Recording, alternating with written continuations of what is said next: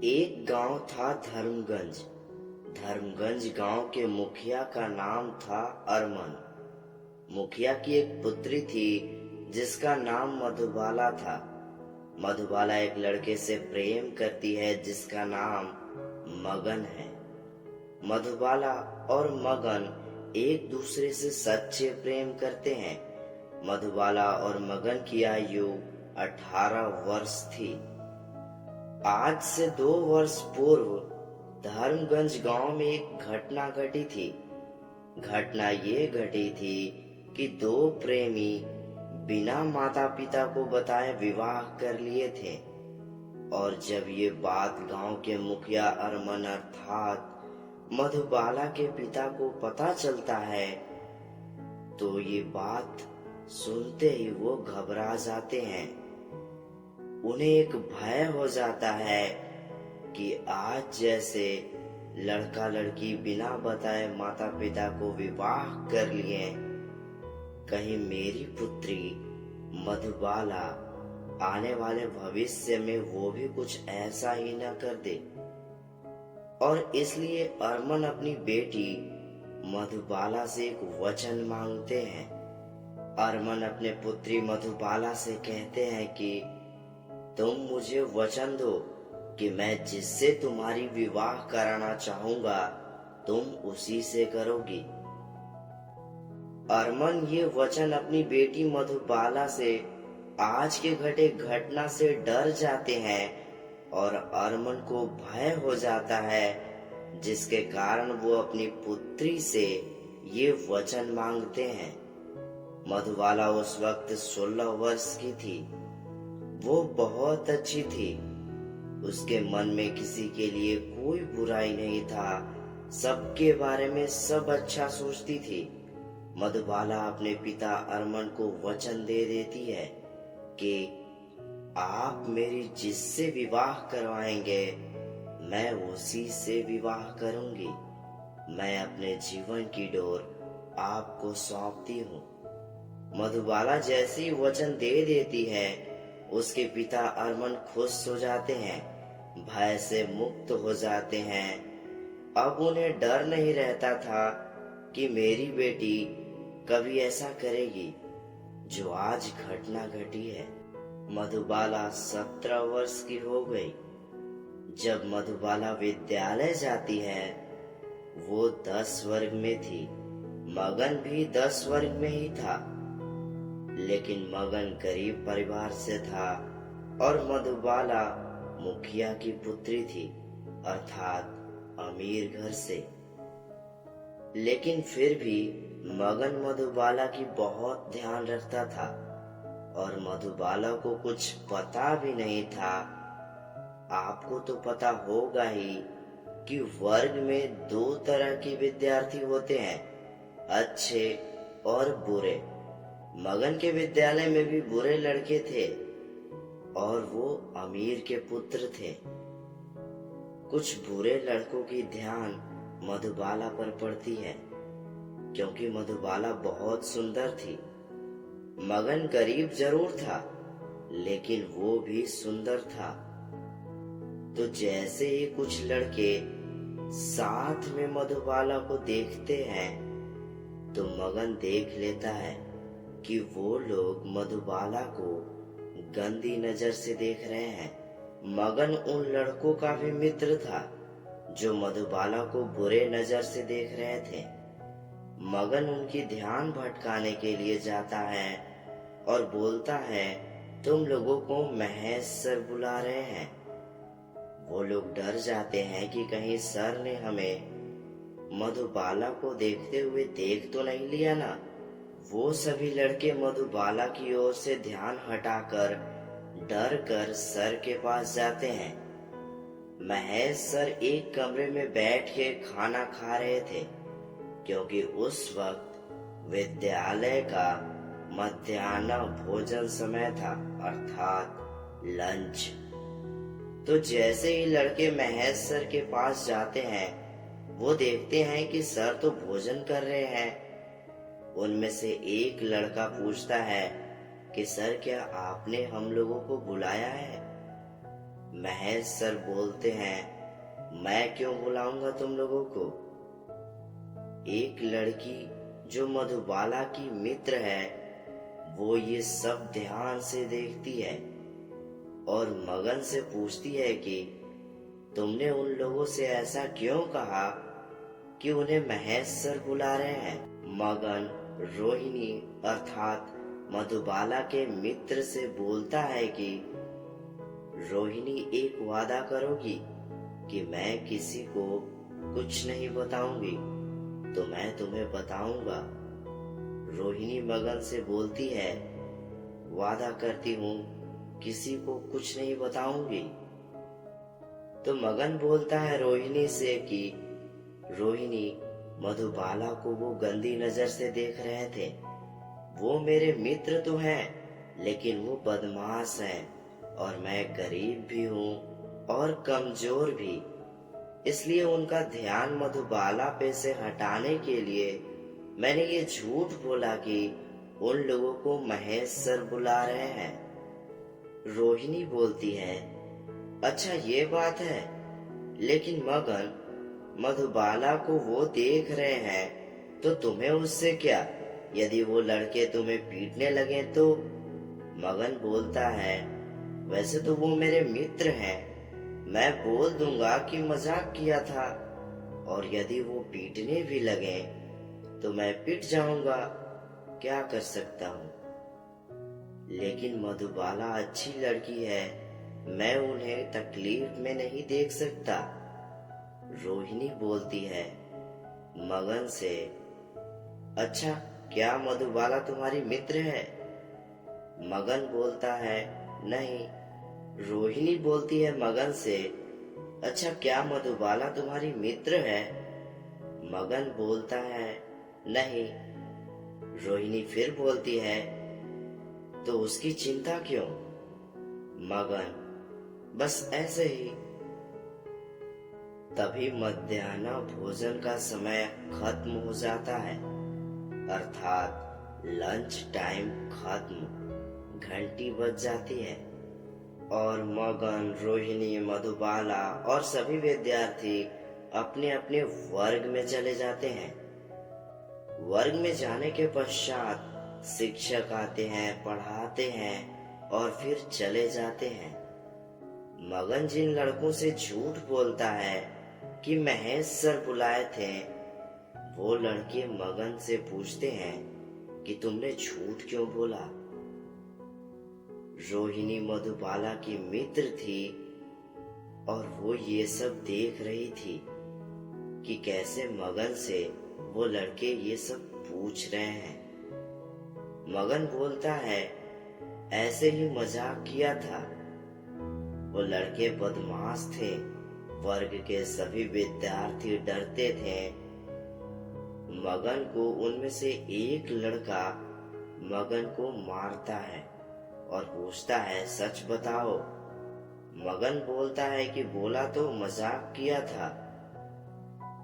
मगन को वो लड़के मिलकर मारते हैं। सभी विद्यार्थी देखते हैं और मधुबाला और रोहिणी भी देखती है, क्योंकि रोहिणी तो ध्यान से देख रही थी, वो तो शुरू से ही देख रही थी कि कैसे मगन मधुबाला की मदद कर रहा है। लेकिन रोहिणी कभी मधुबाला को बता नहीं सकती थी, क्योंकि मगन से रोहिणी वादा जो की थी। मधुबाला बोलती है रोहिणी से, ये मगन झूठ क्यों बोला, ठीक किए इसे पीटे। रोहिणी तो मधुबाला को सच्चाई बता नहीं सकती थी, क्योंकि रोहिणी से मगन ने वादा लिया है। वर्ग में सभी देखते हैं कि मगन को उन लड़कों ने पीटा, लेकिन शिक्षक से कोई कुछ नहीं बताता। छुट्टी हो जाती है। अगले दिन विद्यालय में फिर से मगन ने मधुबाला को उन लड़कों से बचाया और ये सब रोहिणी देखती है। मगन मधुबाला को हर मुसीबतों से बचाते रहता है, लेकिन मधुबाला को कुछ पता नहीं होता है। लेकिन रोहिणी सब देखती है। एक बार मधुबाला को विद्यालय में पेट में प्रसव पीड़ा होती है तो मगन एक बोतल देती है रोहिणी को। उस बोतल में पानी होता है और उस मगन का निस्वार्थ भाव प्रेम।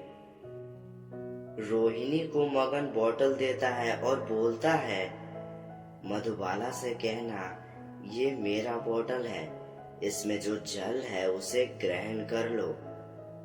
रोहिणी मगन से बोलती है, ये जल मधुबाला को ग्रहण करा दूंगी, लेकिन इसमें है क्या? मगन रोहिणी से बोलता है, इस बोतल में जल है और मेरा निस्वार्थ भाव प्रेम। इसे मधुबाला जैसे ही ग्रहण करेगी उसके पेट की प्रसव पीड़ा समाप्त हो जाएगी। रोहिणी बोलती है, देखते हैं। जैसे ही मधुबाला उस बोतल के जल को ग्रहण करती है उसके पेट की प्रसव पीड़ा समाप्त हो जाती है। मधुबाला रोहिणी से बोलती है कि रोहिणी ये तो केवल जल है और इसे ग्रहण करते ही मेरे पेट की प्रसव पीड़ा समाप्त भी हो गई, कैसे? रोहिणी तो मगन के बारे में कुछ बता नहीं सकती मधुबाला को, क्योंकि मगन से वादा की थी। लेकिन जब मगन बोतल देता है रोहिणी को और जो बातें रोहिणी से करता है वो सारी बातें वो लड़के सुन लेते हैं, जिससे मगन मधुबाला को बचाता आया है वही लड़के सुन लेते हैं और उन्हें मगन पे शक हो जाता है। तो वो इसीलिए झूठ बोलता था। वो बार बार मधुबाला को हमसे बचाया करता था। वर्ग 10 की वो आखिरी दिन था। जब छुट्टी होती है तो वो सारे लड़के मिलकर मगन को बहुत मारते हैं, वहीं विद्यालय के बाहर। जब मधुबाला और रोहिणी ये देखते हैं कि मगन पीट रहा है तो रोहिणी मधुबाला को सारी सच्चाई बता देती है। रोहिणी बोलती है कि मधुबाला, मगन तुमसे निस्वार्थ भाव से प्रेम करता है। रोहिणी मधुबाला को ये भी बोलती है कि तुम्हें याद भी होगा जब वर्ग में इन्हीं लड़कों में से एक लड़का मारा था मगन को, क्योंकि मगन उनसे झूठ कहा था कि महेश सर उन्हें बुला रहे हैं। मगन झूठ इसलिए बोला था क्योंकि ये सारे लड़के तुम्हें उस मध्याह्न भोजन के समय गंदी नजर से देख रहे थे। रोहिणी ये भी बोलती है मधुबाला से कि मगन तुम्हें हर मुसीबतों से बचाया है और उस दिन जो तुम जल ग्रहण की थी जिससे तुम्हारे पेट की प्रसव पीड़ा तुरंत समाप्त हो गया था, वो बोतल मगन दिया था मुझे। और उस बोतल में केवल जल नहीं था, उसमें मगन का निस्वार्थ भाव प्रेम था, जिसके कारण तुम उस जल को जैसे ही ग्रहण की तुम्हारे पेट की प्रसव पीड़ा तुरंत समाप्त हो गई। उस बोतल में जल और उसका निस्वार्थ भाव प्रेम था। मधुबाला यह सब सुनने के पश्चात मधुबाला और रोहिणी दोनों मिलकर मगन को बचाते हैं। मगन को चोट तो आई थी, लेकिन मधुबाला जिस प्रेम भाव से मगन को स्पर्श करती है, मगन की सारी प्रसव पीड़ा समाप्त हो जाती है, क्योंकि मगन की सारी पीड़ाएं माधव हर लेते हैं। मगन को मधुबाला जैसे ही स्पर्श करती है वो सारी चोट माधव गायब कर देते हैं, क्योंकि आपको तो पता होगा ही माधव दिव्य हैं। मधुबाला और रोहिणी आश्चर्यचकित हो जाते हैं कि ये गायब कैसे हो गया। मगन बोलता है मधुबाला से, आपके प्रेम से। मधुबाला मगन से प्रश्न करती है, क्या तुम वास्तव में मुझसे निस्वार्थ भाव से प्रेम करते हो? मगन बोलता है, मैं आपसे अथाह प्रेम करता हूँ। कभी आपको प्राप्त करना नहीं चाहूंगा, क्योंकि प्रेम भी लक्ष्य की भांति है। इसे पाया नहीं, जिया जाता है। पाने और खोने का उपक्रम व्यापारी का होता है, पुजारी का नहीं। और आप मेरे लिए पूजा हो, मेरी आराधना हो। ये सारी बातें सुनते ही मधुबाला की सारे प्रश्नों का उत्तर मिल जाता है। मधुबाला मगन को बोलती है, मैं भी तुमसे अथाह प्रेम करने लगी हूँ। मधुबाला, रोहिणी, मगन सभी अपने घर जाते हैं। मधुबाला घर जाकर बहुत प्रसन्न होती है। मधुबाला के पिता धर्मगंज गांव के मुखिया थे। मधुबाला के पिता अरमन अपनी पुत्री को प्रसन्न देखकर वो भी प्रसन्न होते हैं और संदेश वाहक को बुलाकर बोलते हैं कि आज मेरी पुत्री मधुबाला बहुत प्रसन्न है, इसलिए सभी गांव वालों को ये संदेश दे दो कि आज रात्रि का महाभोज आप सभी मुखिया अरमन के घर करेंगे, क्योंकि आज उनकी पुत्री बहुत प्रसन्न है।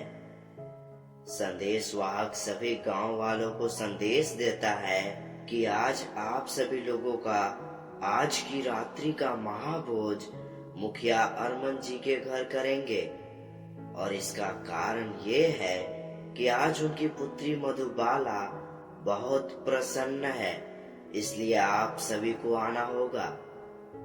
रात्रि होती है। मुखिया अरमन के घर सभी गांव वाले आते हैं और उनमें मगन भी होता है, और सभी वर्ग के लड़के जो मगन को पीट रहे थे वो भी थे उस महाभोज में। मधुबाला और रोहिणी सभी लोगों को दोनों मिलकर अपने हाथों से भोजन परोसते हैं। मधुबाला मगन को बड़े ही प्रेम से भोजन परोसती है। मधुबाला जब प्रेम से मगन को भोजन परोसती है तो उन लड़कों को मधुबाला और मगन पर संदेह हो जाता है। अगले दिन मधुबाला और मगन दोनों पुनः हाट में मिलते हैं। दोनों बड़े प्रेम से बातचीत करते हैं। मधुबाला मगन से बोलती है, अब से तुम्हारा मुझ पे अधिकार है। मैं, तुम, हम बनना चाहते हैं मगन। मगन बोलता है मधुबाला से, प्रेम में कभी भी अधिकार नहीं जताई जाती, केवल प्रेम। और रही बात अधिकार की, तो मधुबाला, अधिकार तो आपका मेरे पे रहेगा, क्योंकि स्त्री महान होती है। प्रेम में यदि भय या भाव आ जाए तो वो प्रेम मैला हो जाता है। प्रेम अर्थात जिस पर अटूट विश्वास हो, ना कि कोई और कुछ भी कहे वो सत्य मान लिया जाए। प्रेम में यदि झूठ प्रवेश कर जाए तो इससे हानि खुद की ही होती है। इसलिए प्रेम में झूठ कभी नहीं आनी चाहिए, क्योंकि झूठ बोल के खुशी तो होगी, लेकिन ये खुशी अधिक समय तक टिक नहीं पाती है। मधुबाला ये बातें सुनते ही बोलती है, मैं तुमसे अथाह प्रेम करने लगी हूँ मगन। मगन और मधुबाला की सारी बातें वो लड़के सुन लेते हैं, क्योंकि उन लोगों को महाभोज की रात को ही शक हो जाता है। ये सभी बदमाश लड़के जो थे वो मुखिया अरमन के मित्र के पुत्र थे। ये सब आपस में विचार करते हैं कि चलो अरमन काका को मधुबाला और मगन की ये सारी बातें बता देते हैं। उनमें से एक लड़का कहता है, नहीं, यदि अरमन काका को ये सारी बातें बताएंगे तो शायद वो इन दोनों की विवाह भी करा सकते हैं, क्योंकि अरमान काका तो साफ दिल के हैं। वो तो सोचेंगे कि अच्छा ही है, इतना प्रेम करने वाला लड़का कहाँ मिलेगा। इसलिए हम सभी अरमान काका को सिर्फ ये कहेंगे कि आपकी पुत्री किसी की प्रेम जाल में फंस रही है। तो काका क्रोधित हो जाएंगे और मधुबाला की विवाह उस गरीब मगन से नहीं होगी। और सभी बोलते हैं, हाँ ये अच्छा रहेगा। ये बदमाश लड़के 4 लोग होते हैं। चारों की आयु लगभग 18 वर्ष। पहला का नाम निशांत, दूसरा का नाम अजय, तीसरा का नाम विजय और चौथा का नाम नीरज था। ये चारों लड़के जाकर मुखिया अरमान से बोलते हैं कि काका, आपकी पुत्री मधुबाला इतनी प्रसन्न इसलिए है क्योंकि वो किसी के प्रेम जाल में फंस रही है। अब आगे वर्तमान। मधुबाला 18 वर्ष की हो चुकी थी। मुखिया अरमान जैसे ही ये बात सुनते हैं, उन्हें घटना याद आ जाती है 2 वर्ष पहले वाली, और वो भयभीत हो जाते हैं। अरमान अपनी पुत्री से ना कुछ कहते हैं ना कुछ पूछते हैं। अरमान अपनी धर्म पत्नी वर्णमाला के साथ जाते हैं अपने मित्र रमेश के घर। रमेश का बेटा कमेश था, जिसकी आयु 19 वर्ष थी। रमेश का हाट में बहुत बड़ा दुकान था, अर्थात धर्मगंज की सबसे बड़ी दुकान रमेश का था। अरमान और अरमान की धर्म पत्नी वर्णमाला दोनों रमेश और उनकी पत्नी से मिलते हैं, आपस में बातचीत करते हैं। अरमान रमेश से बोलते हैं कि मैं अपनी पुत्री की विवाह तुम्हारे पुत्र कमेश के साथ कराना चाहता हूँ। अरमान की धर्म पत्नी वर्णमाला चौंक जाती है कि अचानक पुत्री की विवाह क्यों, लेकिन वर्णमाला उस वक्त शांत रहती है और मुस्कुराने का नाटक करती है।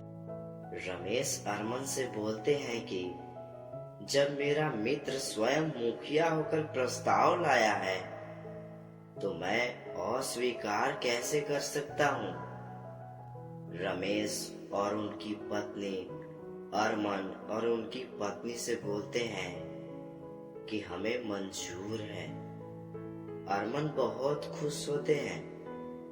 वर्णमाला अरमान से धीमी आवाज में बोलती है, आर्य, अचानक पुत्री की विवाह क्यों, वो भी बिना पुत्री से पूछे कि उसे ये विवाह मंजूर है या नहीं। अरमान धीमी आवाज में अपनी धर्म पत्नी वर्णमाला से बोलते हैं कि याद है वर्णमाला, 2 वर्ष पूर्व वाली घटना जिसके कारण मैं भयभीत हो गया था और मधुबाला से मैंने एक वचन भी मांगा था, वो दी थी। अब उस वचन को साकार करने का समय आ गया है। वर्णमाला अपने आर्य अरमान से फिर कोई प्रश्न नहीं करती, वो खुशी होने का नाटक करती है। अरमान रमेश से बोलते हैं, अब चलते हैं मित्र, अच्छा दिन देखकर साथ में विवाह की मुहूर्त निकाला जाएगा। अरमान और वर्णमाला दोनों घर आते हैं। रात्रि में अरमान अपनी पुत्री मधुबाला को बुलाते हैं और बोलते हैं, पुत्री, याद है ना जो वचन तुमने मुझे दिया था, आज से 2 वर्ष पूर्व अब तुम्हारी विवाह होगी। उस वचन को साकार करने का समय आ गया है। मैं अपने मित्र रमेश से तुम्हारे विवाह की बात उसके पुत्र कमेश से कर चुका हूँ। अरमान दिल के अच्छे थे, लेकिन ये जो कर रहे हैं भय के कारण। अरमान अपनी पुत्री मधुबाला से पूछते हैं कि तुम्हें ये विवाह मंजूर है ना? मधुबाला अपने पिता से बहुत प्रेम करती थी, तो वो अपने पिता को मना कैसे करती? और उनके नयन में अश्रु आने का उन्हें दुख वो कैसे दे सकती है? मधुबाला के नयन में अश्रु आ जाते हैं, क्योंकि मधुबाला मगन से अथाह प्रेम करती है। लेकिन फिर भी मधुबाला अपने पिता को खुश देखना चाहती है, न कि उदास। इसलिए मधुबाला बोलती है, बाबा, यदि आपकी यही मर्जी है तो मुझे मंजूर है। आप मेरी जिससे विवाह कराएंगे मैं करूंगी। मधुबाला अपने पिता से ये बोलने के बाद मुड़कर रोते हुए अपने कक्ष में जाती है। उसकी माँ वर्णमाला देख लेती है उसे रोते हुए और अपने कक्ष में जाते हुए। मधुबाला की माँ मधुबाला के कक्ष में जाती है एक छोटे वस्त्र लेकर। मधुबाला अपनी माँ के आने की आहट को सुनकर वो अपनी अश्रु पोंछ लेती है और शांत बैठे रहती है अपने बिस्तर पे। माँ आती है मधुबाला के और पास बैठती है। मधुबाला माँ से बोलती है, माँ, क्या हुआ? और ये छोटे वस्त्र ये क्या है? माँ बोलती है, तेरे वस्त्र हैं मधुबाला, जब तुम 9 महीने की थी तब की है। मैंने इन्हें सहेज कर रखा है। और यही क्या, जब से तू इस घर में आई है तेरी उपयोग की हुई कोई भी वस्तु मैंने इस घर से बाहर नहीं जाने दी। परंतु आज तेरे बाबा कहते हैं कि तेरे ही इस घर से जाने का, विदा होने का समय आ गया है। ये कहते कहते मधुबाला की माँ रोने लगती है। मधुबाला माँ को शांत कराती है और बोलती है, किंतु माँ, इतनी शीघ्रता क्या है? क्या मैं इतनी बड़ी हो गई हूँ? माँ बोलती है मधुबाला से, मेरे लिए तो तू आज भी वही छोटी सी नन्ही सी मधुबाला है, किंतु एक पिता की दृष्टि से कुछ नहीं छुप सकता, पुत्री की बढ़ती हुई आयु भी नहीं। उन्होंने निर्णय ले लिया है मधुबाला, बस अब तो मेरी एक ही आकांक्षा है कि जहाँ पे भी रहे सुख से रहे, प्रसन्नता से रहे। मधुबाला माँ की ये बात सुनते ही उदास हो जाती है और बिस्तर से उठ जाती है। तभी माँ पूछती है, क्या हुआ मधुबाला? क्या कोई बात है जो तू अपनी माँ से कह नहीं पा रही? बोल मधुबाला। मधुबाला बोलती है, नहीं माँ, ऐसा कुछ नहीं है। माँ बोलती है, बचपन में तो तेरी हृदय की बात बिन बोले समझ जाती थी मैं, और बड़े होने के बाद भी तेरी माँ से अधिक सखी बनकर रही हूँ मैं, है ना? तो अपनी माँ से नहीं कहोगी?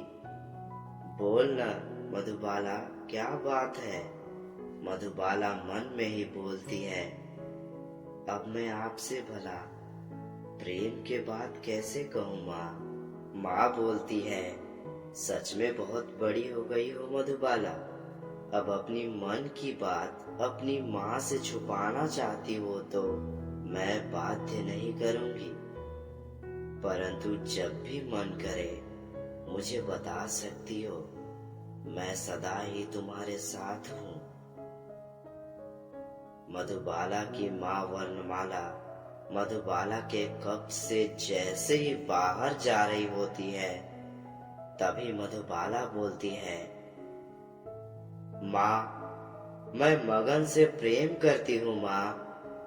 मधुबाला की माँ वहीं रुक जाती है ये सुनते। मधुबाला की माँ बोलती है, मगन से प्रेम करती हो? मधुबाला बोलती है, हाँ माँ, यही सत्य है। मधुबाला की मित्र रोहिणी भी उसी समय मधुबाला के कक्ष में आती है। मधुबाला और उसकी सखी रोहिणी दोनों वर्णमाला अर्थात मधुबाला की माँ को मगन के सारे सच्चाई बताते हैं, मतलब कि सारी सच्ची बातें बताते हैं कि कैसे मधुबाला को सारी मुसीबतों से बचाया। मधुबाला की माँ मधुबाला और रोहिणी की कही हर बात को सुनती है और समझती है, लेकिन फिर भी मधुबाला की माँ कहती है, तुमने सत्य बताने में बहुत देर कर दी मधुबाला। तुम्हारे बाबा तुम्हारे विवाह के लिए तुम्हारे वर का चुनाव कर चुके हैं और तुम अपनी बाबा को जानती हो ना, वो अपने निर्णय में अडिग हैं। तुम जानती हो उन्होंने वो 2 वर्ष पहले वचन तुमसे क्यों लिया था? क्योंकि 2 वर्ष पूर्व जो घटनाक्रम हुआ था वो प्रेम संबंधों के साथ सहमत न कभी थे न कभी रहेंगे मधुबाला। यदि उन्हें पता चला कि तुम मगन से प्रेम करती हो तो उन्हें ये सब किसी विश्वासघात सा प्रतीत होगा। वो ये सह नहीं पाएंगे। मधुबाला की माँ ये सब रोते हुए बोलती है।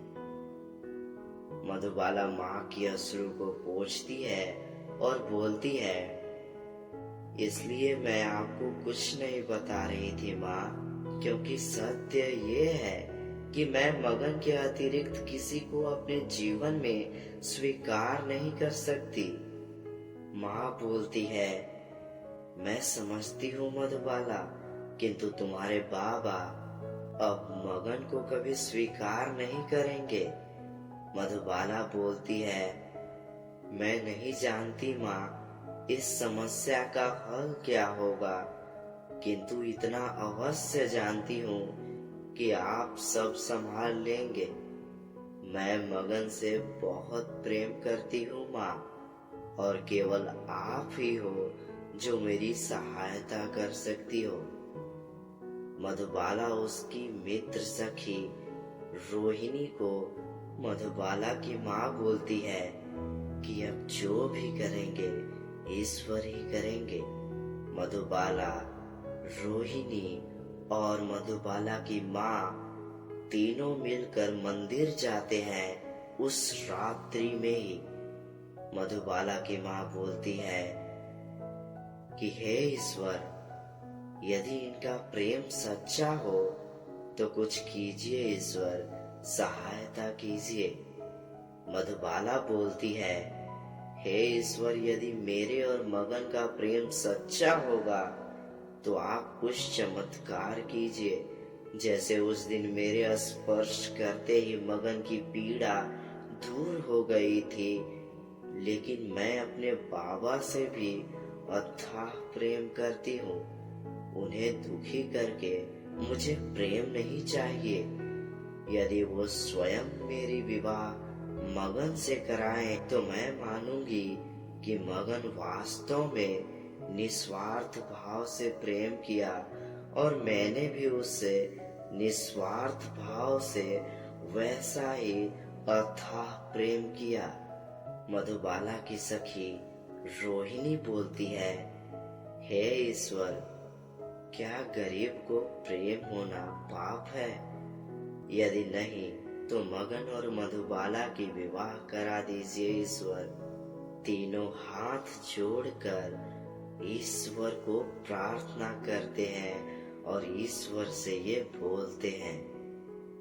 तभी माधव मुस्कुराए और बोलते हैं, प्रेम कभी नहीं पराजय होता है। और यदि प्रेम ऐसा हो, शुद्ध निस्वार्थ भाव से प्रेम, तब तो बिल्कुल नहीं पराजय हो सकती। धैर्य रखो मधुबाला, मैं तुम्हें वचन देता हूँ मधुबाला कि तुम्हारा विवाह मगन के साथ ही होगा। वो भी तुम्हारे पिता स्वयं पूरी प्रसन्नता से तुम्हारी और मगन की विवाह करवाएंगे। अब यदि सच्चा प्रेम पुकारे और एक माँ पुकारे तो मुझे तो आना ही होगा। और माधव ये भी बोलते हैं, मधुबाला तुम्हारा विवाह मगन से ही होगा, वो भी प्रेम से।